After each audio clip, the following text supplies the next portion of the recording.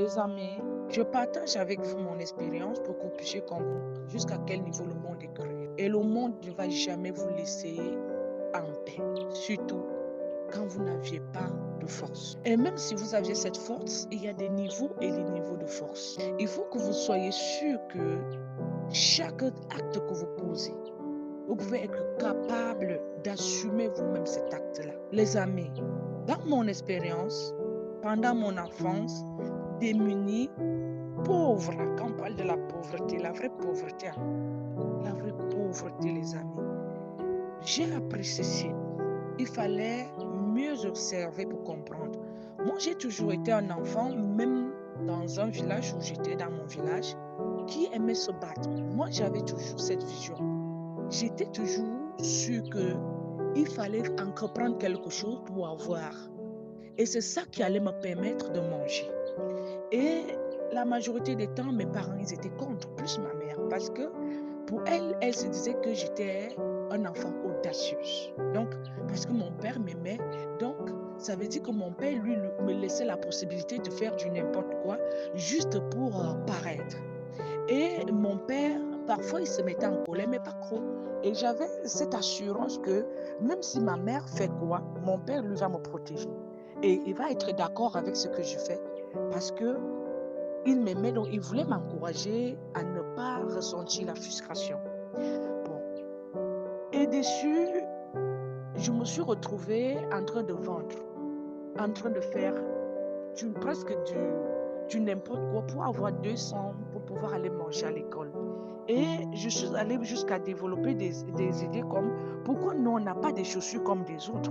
Les autres, ils ont des papousses, chaque fois on les achète. Les autres, ils ont la possibilité. Mais pourquoi nous, on n'arrive pas à avoir les sacs au dos comme les autres? Donc, si peut-être je travaille, je fais un petit champ de maïs, je vends un filet de maïs, je peux m'acheter moi-même ses propres habits.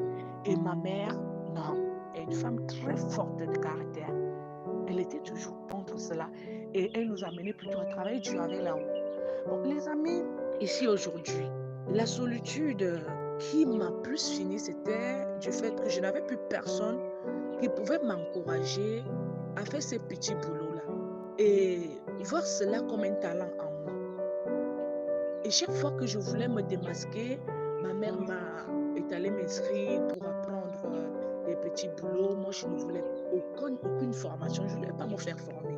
Je demandais à ma mère deux choses, ou je retourne à l'école, ou je reste à la maison, ou je cherche un travail quelque part. Parce qu'il fallait automatiquement que je prenne soin de moi. Et surtout quand j'ai eu ma fille très tôt, je devais m'occuper de mon enfant. Dans ma tête, je me suis dit que je devais m'occuper de mon enfant. Et j'ai commencé à multiplier les travaux. Il fallait planter la salade pour vendre, il fallait faire les patates pour vendre. Donc, c'est ce que ma mère faisait. Je partais même jusqu'au-delà. Elle est allée m'inscrire dans des formations de couture. Je suis allée, j'ai fui.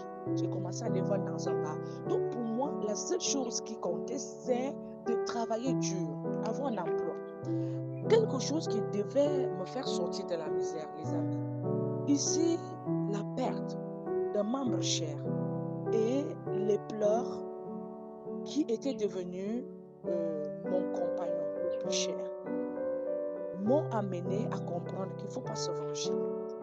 Ne pas se venger. Ne pas se venger. Parce que chaque fois que je me vengeais, je me mettais en colère. C'était comme si je voulais tuer quelqu'un. J'en voulais tellement aux gens qui m'en voulaient, qui en voulaient à mes parents, qui en voulaient à mes... Et je voyais comment on souffrait. J'étais tellement en colère.